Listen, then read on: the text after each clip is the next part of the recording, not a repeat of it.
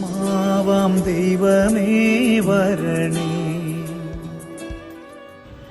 പിതാവിൻ്റെയും പുത്രൻ്റെയും പരിശുദ്ധാത്മാവിൻ്റെയും നാമത്തിൽ ആണ്ടുവട്ടം 4-ാം ഞായർ ഇന്നത്തെ വിശുദ്ധ ബലി മധ്യേ നമ്മുടെ വിചിന്തനത്തിന് വേണ്ടി നൽകപ്പെട്ടിരിക്കുന്ന സുവിശേഷ ഭാഗം മത്തായിയുടെ സുവിശേഷം 5-ാം അധ്യായം 1 മുതൽ 12 വരെയുള്ള വാക്യങ്ങളാണ്. നമ്മൾ എങ്ങനെ ജീവിക്കണമെന്ന സ്വർഗത്തിന്റെ ആഗ്രഹമാണ് സുവിശേഷ സൗഭാഗ്യങ്ങളിൽ നമ്മൾ കാണുന്നത്.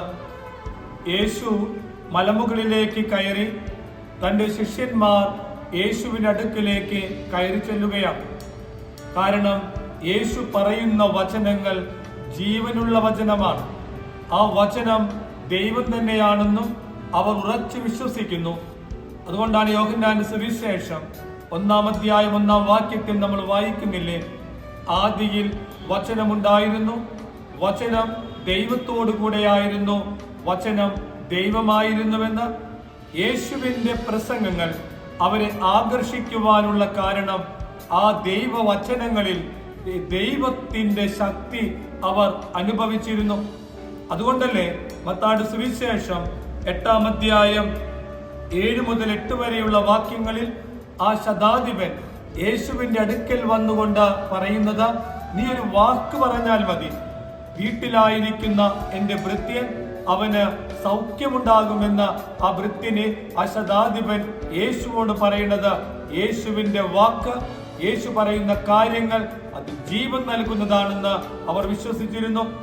അതാണ് നമ്മൾ മത്തായിയുടെ സുവിശേഷം 4-ാം അധ്യായം 4-ാം വാക്യത്തിൽ ഈശോ തന്നെ പറയുന്നു, മനുഷ്യൻ അപ്പം കൊണ്ട് മാത്രമല്ല ജീവിക്കുന്നത്, ദൈവത്തിന്റെ വചനം കൊണ്ടുകൂടിയാണ് എന്ന്. ഈ സുവിശേഷ സൗഭാഗ്യങ്ങളെ കുറിച്ച് യേശു ഇന്ന് നമ്മളെ ഓർമ്മപ്പെടുത്തുമ്പോൾ ഒന്നാമതായിട്ട് പറയുന്നത് ആത്മാവിൽ ദരിദ്രരായവർ ഭാഗ്യവാന്മാരെന്ന്. കാരണം സ്വർഗരാജ്യം അവരുടേതാണെന്ന് യേശു പഠിപ്പിക്കുകയാണ്.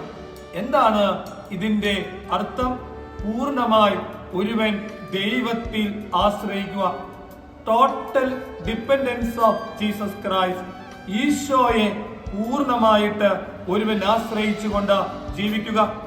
രണ്ടാമതായിട്ട് പറയുന്നത് വിലപിക്കുന്നവർ ഭാഗ്യവാന്മാർ, അവർ ആശ്വസിപ്പിക്കപ്പെടുമെന്നാണ്. എന്താണ് 2 കാരണങ്ങൾ കൊണ്ട് വിലപിക്കുന്നവർ എന്നാണ് പറയുന്നത്?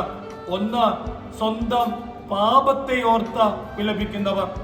രണ്ടാമത്തവർ കർത്താവിന്റെ ശരീരമാകുന്ന സഭ ഏൽക്കപ്പെടുന്ന പീഡനങ്ങളെ ഓർത്ത് വിലപിക്കുന്നവർ. അതുപോലെ ആരെങ്കിലുമൊക്കെ പാപത്തിൽ നശിച്ചു പോകുന്ന ആത്മാക്കളെ കുറിച്ച് ഓർത്ത് വിലപിക്കുന്നവർ. അവർ ആശ്വസിപ്പിക്കപ്പെടുമെന്നാണ് യേശു ഇന്ന് നമ്മളെ ഓർമ്മപ്പെടുത്തുന്നത്. മൂന്നാമതായി പറയുന്നത് ശാന്തശീലന്മാർ, അനുഗ്രഹീത ഭാഗ്യവാന്മാർ, അവർ ഭൂമി അവകാശമാക്കുമെന്ന്. മനുഷ്യന്റെ ഉള്ളിൽ ഒരു അടിസ്ഥാനപരമായിട്ട് ഒരു റിബല്യൻ നേച്ചർ സ്വഭാവം കിടക്കുന്നുണ്ട്, ഒരു ധിക്കാരിയുടെ സ്വഭാവം കിടക്കുന്നുണ്ട്, ഒരു പ്രതിഷേധക്കാരന്റെ സ്വഭാവം കിടക്കുന്നുണ്ട്. മനുഷ്യന്റെ ഉള്ളിലെ ഈ സ്വഭാവത്തെ വിളിക്കുന്ന പേര് ആദമിക് സ്വഭാവം എന്നാണ്. ആ സ്വഭാവം മനുഷ്യന്റെ ഉള്ളിൽ ഏത് സമ്പ്രദായത്തെയും എതിർക്കുക, നിഷേധിക്കുക എന്നുള്ള ഒരു മനോഭാവം.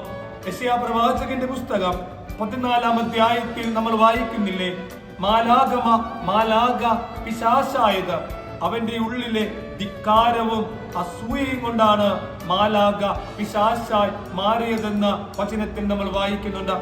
പ്രഭാഷകന്റെ പുസ്തകം 2-ാം അധ്യായം 4 മുതൽ 5 വരെയുള്ള വാക്യങ്ങളിൽ ദൈവത്തിന്റെ വചനം പറയുന്നത്, ജീവിതത്തിലെ ദുരിതങ്ങളുടെ മുൻപിൽ, ജീവിതത്തിലെ ദൗർഭാഗ്യങ്ങളുടെ മുമ്പിൽ നിങ്ങൾ ഒരിക്കലും ശാന്തത കൈവെടിയരുത് എന്ന്.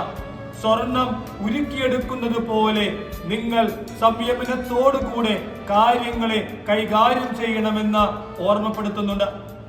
പിന്നീട് യേശു പറയുന്നത്, നീതിക്ക് വേണ്ടി വിശക്കുകയും ദാഹിക്കുകയും ചെയ്യുന്നവർ ഭാഗ്യവാന്മാർ, അവർക്ക് സംതൃപ്തി ലഭിക്കുമെന്ന്.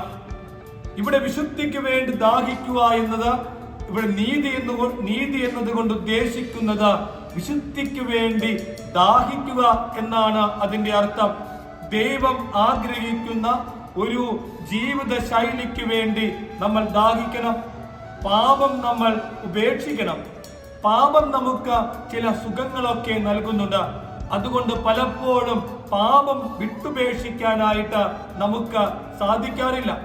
പാപത്തിൽ നിന്ന് ആത്മാർത്ഥമായ വിടുതൽ പ്രാപിക്കാൻ ആഗ്രഹിക്കുന്നതിനെ വിളിക്കുന്ന പേരാണ് വിശപ്പ്, ദാഹം എന്നത്. ആ യഥാർത്ഥമായ വിശപ്പ്, ആ ദാഹം ഒരുവൻ വിശുദ്ധി പ്രാപിക്കാനായിട്ട് ഉള്ളതായിരിക്കണം. ആ വിശുദ്ധി പ്രാപിക്കാൻ ഒരുവൻ ആഗ്രഹിക്കുമ്പോൾ, പാപം ഉപേക്ഷിക്കാൻ ഒരുവൻ ആഗ്രഹിക്കുമ്പോൾ ദൈവം അവന്റെ ജീവിതത്തിൽ ഇടപെടും. കാരണം സുവിശേഷമില്ലേ, മത്തായിയുടെ സുവിശേഷം 1-ാം അധ്യായം 21-ാം വാക്യത്തിൽ നമ്മൾ ഇങ്ങനെ വായിക്കുന്നുണ്ട്: അവൻ തന്റെ ജനത്തിന്റെ പാപത്തിൽ നിന്ന് മോചിപ്പിക്കുമെന്ന്. ഒരുവൻ പാപം ഉപേക്ഷിക്കാൻ ആത്മാർത്ഥമായിട്ട് ആഗ്രഹിച്ചാൽ അവന്റെ പാപങ്ങൾ ക്ഷമിക്കുവാനും പാപകരമായ ജീവിതത്തിൽ നിന്ന് വിടുതൽ പ്രാപിക്കാൻ ദൈവം അവന് സഹായിക്കുമെന്നാണ് വചനം നമ്മളെ പഠിപ്പിക്കുന്നത്. ഒരു ദാഹമുണ്ടാകണം, ഒരു ആഗ്രഹമുണ്ടാകണം, ഒരു വിശപ്പുണ്ടാകണം. ഈ വിശുദ്ധി ഒരു മനുഷ്യൻ പ്രാപിക്കാൻ വേണ്ടി എന്ന് ഈശോ ഇന്ന് ഓർമ്മപ്പെടുത്തുകയാണ്. കരുണയുള്ളവർ ഭാഗ്യവാന്മാർ, അവർക്ക് കരുണ ലഭിക്കുമെന്നാണ് സുവിശേഷം പറയുന്നത്. അവർ കരുണ ലഭിക്കും. ഇവിടെ കരുണ എന്നതുകൊണ്ട് ഉദ്ദേശിക്കുന്നത് നമ്മൾ ആരും പൂർണ്ണരായ മനുഷ്യരല്ല. ദൈവം മാത്രമേ പൂർണ്ണരായിട്ട് ഉള്ളൂ. ജീവിതത്തിൽ ഒത്തിരിയേറെ ബലഹീനതകളും കുറവുകളുമൊക്കെ ഉള്ള വ്യക്തികളാണ് നമ്മൾ പൂർണ്ണ ബന്ധങ്ങളിലൊക്കെ പൂർണ്ണത ആഗ്രഹിക്കുന്നുവെങ്കിൽ നമ്മളത് പരാജയപ്പെട്ടു പോവുകയുള്ളൂ. നമ്മുടെ ബിസിനസ് മേഖലകളിൽ, കച്ചവടങ്ങളിൽ നമുക്ക് പൂർണ്ണത ആഗ്രഹിക്കാം. ബന്ധങ്ങളിൽ ഒരിക്കലും പൂർണ്ണത ആഗ്രഹിക്കാനായിട്ട് പറ്റില്ല. അങ്ങനെ നീ ആഗ്രഹിക്കുന്നുവെങ്കിൽ, അങ്ങനെ ഞാൻ ആഗ്രഹിക്കുന്നുവെങ്കിൽ ആ ജീവിതത്തിൽ ഒരിക്കലും സന്തോഷവും സമാധാനവും കണ്ടെത്താനോ ആശ്രയിക്കാനോ ആശ്വസിപ്പിക്കപ്പെടാനോ സാധിക്കില്ല എന്നാണ് യേശു നമ്മളെ ഓർമ്മപ്പെടുത്തുന്നത്. കൊടുക്കുന്നത് അതേ അളവിൽ തന്നെയാണ് നമുക്ക് തിരിച്ചു കിട്ടുക. നമ്മൾ എങ്ങനെയാണോ കൊടുക്കുന്നത്, നമ്മൾ എങ്ങനെയാണോ പെരുമാറുന്നത്, നമ്മൾ എങ്ങനെയാണോ ക്ഷമിക്കുന്നത്, അതുപോലെ തന്നെ നമുക്ക് തിരിച്ചു കിട്ടുമെന്ന് യേശു ഓർമ്മപ്പെടുത്തുന്നു. മനുഷ്യർ ദൈവമല്ല. ദൈവം മാത്രമേ പൂർണ്ണനായ മനുഷ്യനുള്ളൂ, ഒരു കുറവില്ലാത്ത മനുഷ്യനുള്ളൂ. ഈ ഭൂമിയിലെ എല്ലാ മനുഷ്യരും കുറവുള്ളവരാണ്. നമ്മുടെയൊക്കെ ദാമ്പത്യ ജീവിതങ്ങളിൽ, കുടുംബ ജീവിതങ്ങളിൽ, ബിസിനസ് മേഖലയിൽ നമ്മൾ ആഗ്രഹിക്കുന്ന പെർഫെക്ഷൻ, പൂർണ്ണത, ദാമ്പത്യ ജീവിതങ്ങളിൽ, സൗഹൃദങ്ങളിൽ നമ്മൾ ആഗ്രഹിക്കുന്നുവെങ്കിൽ നമ്മൾ നിരാശരായി പോകുമെന്ന് യേശു നമ്മളെ ഓർമ്മപ്പെടുത്തുകയാണ്. ഹൃദയശുദ്ധിയുള്ളവർ ഭാഗ്യവാന്മാർ, അവർ ദൈവത്തെ കാണുമെന്നാണ് യേശു പറയുന്നത്. ഈ ഹൃദയശുദ്ധി എന്നതുകൊണ്ട് അവിടുന്ന് ഉദ്ദേശിക്കുന്നത് ഹൃദയത്തിന്റെ നിഷ്കളങ്കതയെ കുറിച്ചല്ല. നിന്റെ ഹൃദയത്തിൽ ദൈവം രാജാവായിട്ട് വാഴണം. നിന്റെ ഹൃദയത്തിൽ യേശുവിന് പ്രഥമമായ സ്ഥാനം നീ കൊടുക്കണം.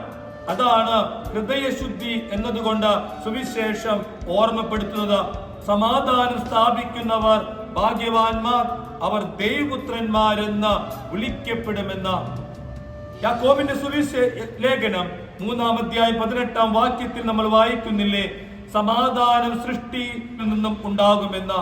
യഥാർത്ഥമായി സമാധാനം ആഗ്രഹിക്കുന്നവർ അവർ നീതിയുടെ ഫലങ്ങൾ പുറപ്പെടുവിക്കുമെന്നാണ് യാക്കോബ് ശ്ലീഹ നമ്മളെ ഓർമ്മപ്പെടുത്തുന്നത്.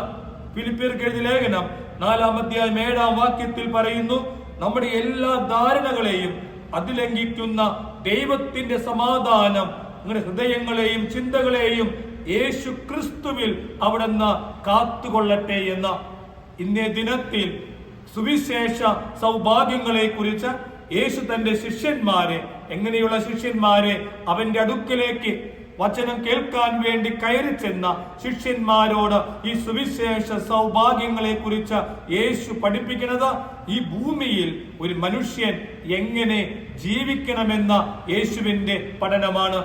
ഇന്നേ ദിനത്തിന്റെ എല്ലാ ദൈവികമായ അനുഗ്രഹങ്ങളും നിങ്ങൾക്കുണ്ടാകട്ടെ എന്ന് പ്രാർത്ഥിക്കുന്നു. God bless you. ആമേൻ.